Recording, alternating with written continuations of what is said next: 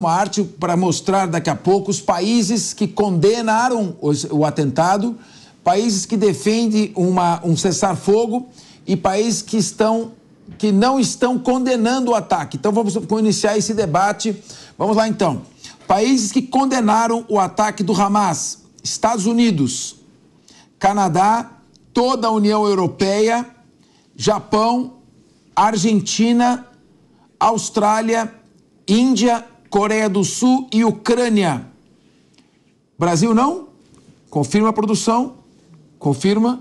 Não, Brasil não está aí.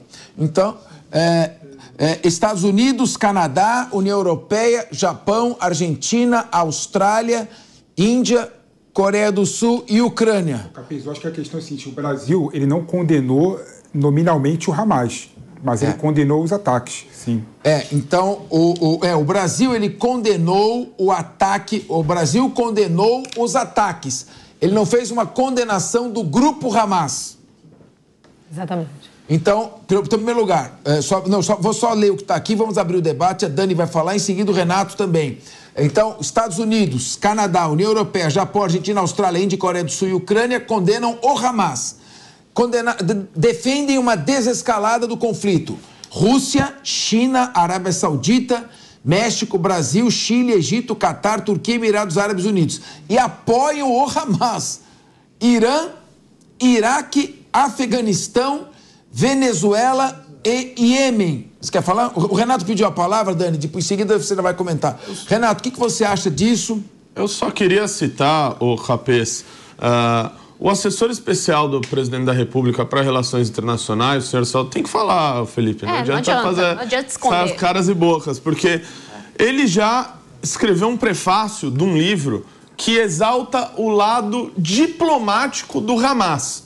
Uma organização terrorista, como a gente falou aqui, é capaz de fazer absolutamente tudo. Ano do livro, é importante. Faz 2 anos. Essa informação é importante. Igualmente. Imagens ao vivo, explosões agora na faixa de Gaza, retomam explosões. São imagens recuperadas. Então, ele pergunta, há 2 anos o Hamas não era organização terrorista? Porque me parece que não. Só para concluir minha fala.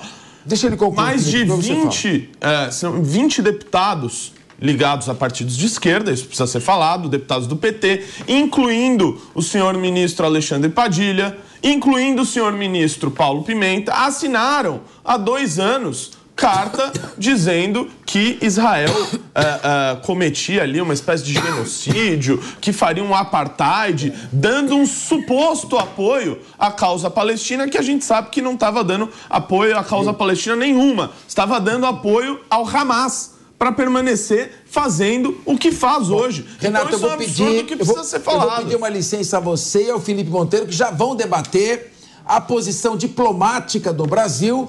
O Renato, uma postura bastante crítica à posição do Brasil com relação ao atentado ocorrido, mas nesse momento eu vou ter que interromper porque nós vamos receber nosso ilustre entrevistado, nosso doutor em Direito Internacional e Relações Internacionais, professor Eduardo Saldanha. Boa tarde, professor. Boa tarde, Capês. Olha, o prazer enorme tê-lo aqui. A primeira pergunta que a gente queria endereçar, é com relação à geopolítica. Então, nós temos ali o Irã, embora não tenha assumido a autoria, a participação direta nesses atentados, claro que ele dá estrutura e dá apoio ao Hamas. Ao mesmo tempo, o Irã envia armas, drones de última geração, muito mais baratos que os drones russos, que estão influenciando na guerra da Ucrânia. Então, o Irã se aproximou bastante, em termos de tecnologia militar, com a Rússia. A China não condenou o ataque ao Hamas e pede agora, nesse momento, a afirmação de 2 estados, o Estado palestino e o Estado israelense, antes que Israel iniciasse as ações de contra-ataque. E o Hezbollah, já há notícias de que por volta de 12h30, horário de Brasília, disparou 15 foguetes em direção ao território israelense. Qual, em primeiro lugar, a chance disso evoluir, dependendo da forma como vai haver o contra-ataque israelense, para um conflito regional e, lamentavelmente, uma escala um pouco maior, talvez uma escala mundial? Professor, boa tarde. Capês, inicialmente é extremamente importante a gente pontuar, né, que a diplomacia é realmente a arte da conversa, é a arte da mediação. Mas em momentos de crise, não se deve aceitar de um corpo diplomático, de representantes de um país, que fiquem em cima do muro. Obviamente, não há ser humano em sã consciência que não queira a desescalada dos conflitos. Isso é absolutamente óbvio. Esse não é o momento para se ficar em cima do muro. Esse é o momento para condenar o Hamas. Ou esse é o momento para apoiar o Hamas. Esse é o momento de tirar as máscaras. Obviamente, eu não podia esperar nada menos de Irã, eu não podia esperar nada menos de Afeganistão, Iraque, obviamente Venezuela, né, presidida por um ditador. Não podia esperar nada menos do que o Iêmen, um Estado que utiliza o terrorismo como instrumento de persuasão.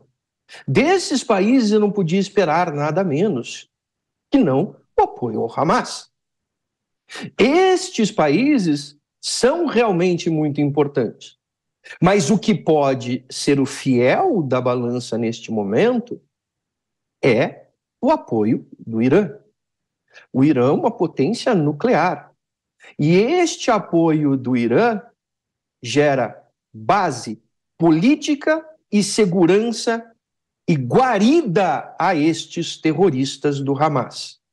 Eu entendo Catar e Arábia Saudita se colocarem em cima do muro nesse momento, porque está havendo a negociação de acordos de paz que estão sendo lideradas por estes países. Mas, de qualquer outra forma, principalmente o Brasil, não pode não condenar o terrorismo. Você pode fazer o exercício hermenêutico que você quiser. Nós podemos utilizar toda a retórica do mundo para dizer que o Hamas tem um braço político, o Hamas tem um braço armado. Mas, se tem pelo, bigode e Mia, é gato. Se usa os instrumentos de persuasão que o Hamas está utilizando, e que não é de hoje, não é de ano passado, não são 2 anos atrás, instrumentos insidiosos de persuasão, é sim grupo terrorista. E este grupo terrorista, ao ser apoiado por um Estado que tem a força que o Irã tem, pode sim gerar um ambiente no sistema internacional que não desescala, não desacelera o conflito, mas sim aumenta a possibilidade de um conflito ainda maior. Considerando que Israel não irá recuar. Professor, nós temos agora, está entrando ao vivo, o repórter Bruno Pinheiro, direto aí do avião da FAB em Brasília. O senhor fica conosco, aguarda conosco, só a informação nesse momento entrando. Bruno Pinheiro, prioridade está com você com a informação. O que você traz para nós? Vamos lá sim, então, só para a gente conseguir ver a dinâmica dessa aeronave que está sendo abastecida, os equipamentos que serão utilizados no resgate. A gente consegue ver nas imagens aqui de cima, até mesmo as cadeiras de rodas que serão utilizadas, se alguém estiver alvejado, está ferido, está machucado, isso tudo vai conseguir ajudar as pessoas que estão neste momento lá sendo resgatadas. Então, este equipamento, a gente observa o fundo do avião, que é justamente onde este acesso, onde ele é recarregado, um avião da Força Aérea, um avião muito grande, aproximadamente cerca de 220 homens e mulheres serão resgatados durante esta viagem, esta missão, e aí a gente observa então esses últimos ajustes, abastecendo com equipamentos o que é necessário para conseguir realizar com êxito, com sucesso, esse resgate lá em Israel. E uma informação que eu acabei de confirmar, antes de voltar para o estúdio, que esta aeronave que chega hoje aqui na capital federal por volta de 1h40, vai fazer uma escala em Lisboa, a segunda em Cabo Verde, a outra em Guarulhos e a última aqui no Distrito Federal, chegando 1h40 da manhã. Então, essa é uma imagem ao vivo, o avião sendo abastecido com equipamentos, insumos que serão utilizados no resgate em Israel. Fernando Capês. Muito obrigado, Bruno Pinheiro. Nós estamos voltando com a nossa entrevista ao vivo com o doutor em Relações Internacionais, Eduardo Saldanha. Está conosco, senhor Eduardo? Estão conosco? Sim, estamos aqui. Muito bem. Eduardo, a questão é a seguinte, o governo brasileiro, retomando a sua primeira fala, condenou os ataques terroristas, mas não se referiu expressamente ao grupo Hamas. Dentro da diplomacia internacional, essa resposta se ajusta? Ela fica mais próxima da tomada de uma posição ou mais próxima de ficar em cima do muro? Essa é uma prática diplomática utilizada em circunstâncias não extraordinárias. Ficar em cima do muro na diplomacia não é um problema, às vezes é uma grande virtude. Entretanto, ao você afirmar que condena qualquer tipo de ataque, você está afirmando o óbvio. Este não é um momento de obviedades, capês. Este é um momento de posição firme. A grande questão é um governo que não quer cair em contradição. Ao não condenar o Hamas, não a pessoalização nesses casos talvez seja importante. Eu não condeno o homicídio, eu condeno o homicida e o homicídio. Eu não posso condenar um ato de maneira genérica, de maneira óbvia, uma atrocidade e não nomear. Este é o momento da tomada de posição. Este não é o momento do discurso diplomático clássico, a não ser em circunstâncias especiais, como é o caso de Catar e Arábia Saudita. Então, neste momento, o que o governo brasileiro quer é não cair em contradição. Não condenar o Hamas. Não condenar o Hamas é mostrar uma estreita relação política. Sim, condene, e na verdade... seja claro. Sim, a mídia internacional, inclusive os jornais da mídia norte-americana, criticaram essa posição do Brasil de não ter feito uma crítica expressa e dirigida ao grupo Hamas, exatamente como você colocou. Então, na sua primeira colocação, o governo deveria ter feito uma crítica mais direta, mais individualizada e criticado a ação do Hamas e não apenas genericamente os ataques terroristas. Fiz uma interpretação autêntica do que você disse? Perfeito, Capês. Resumiu o que eu demorei bastante para falar. Não, mas você tem que fundamentar, eu só tenho que resumir, essa é a diferença. Agora, a segunda questão que eu perguntei, e você disse também, podemos esperar uma escalada internacional ou nesse momento deve ficar restrita a uma retaliação israelense? E quais os riscos, uma vez que o Hamas usa a população civil da Palestina, mulheres e crianças como escudos humanos, qual o risco de um contra-ataque necessário resvalar em grande número de perdas de vidas de inocentes e, com isso, equilibrar a opinião pública, que nesse momento é totalmente favorável a Israel. O governo israelense deve estar tomando algumas providências nesse sentido, pela sua experiência de como o governo lida com essas questões? Capês, a escalada ela já está óbvia, né? A tendência de Israel agora é sim escalar até cumprir com os seus objetivos. E o seu grande objetivo é a aniquilação do Hamas. Isso é um discurso de união do Benjamin Netanyahu dentro do parlamento. Ele não pode voltar atrás. Lembrando que existe uma certa insegurança do governo Netanyahu dentro do parlamento e que o discurso dele é muito direcionado a isso. Então ele conseguiu esta união que ele precisava. É importante ressaltar que havia um número enorme de protestos em Israel. Eles cessaram, se uniram, estão e vão escalar o conflito. A grande questão é se estes países que apoiam o terrorismo, se eles querem se envolver diretamente neste conflito e a forma que eles irão fazer isso. Portanto, A escalada, ela já está clara. A escalada, ela ocorrerá até que Israel alcance o seu objetivo. Demore o tempo que for necessário. O Felipe Monteiro vai fazer uma pergunta, mas eu me recordo, o general falecido Ariel Sharon, no início desse milênio, estava em Washington quando o Hamas realizou um atentado terrorista. E ele disse, eles vão deixar de existir. Você reconhece que não é tão simples assim na medida em que eles estão misturados, fluidos dentro da sociedade palestina, não se sabe exatamente ao certo quem são, e o número de mortos pode fazer mártires que irão reavivar o movimento, ou seja, Israel tem que fazer a eliminação do Hamas, é um fato necessário até para que se tentar dar uma chance ao processo de paz, mas é um processo extremamente difícil a consecução desse objetivo. Você concorda com isso?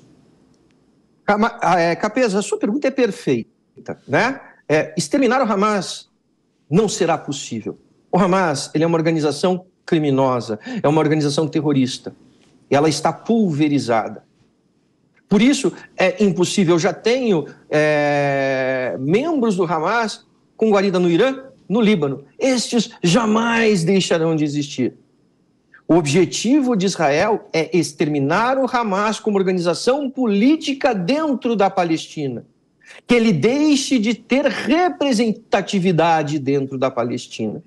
Portanto, que este grupo, que hoje é e deve ser considerado um grupo terrorista, deixe de existir legitimamente dentro da Palestina. Felipe Monteiro quer fazer uma pergunta, nosso querido Felipe Monteiro, professor em Harvard, que acompanha bastante essa situação. Felipe Monteiro, a sua pergunta ao doutor Eduardo Saldanha. Eduardo, tudo bem?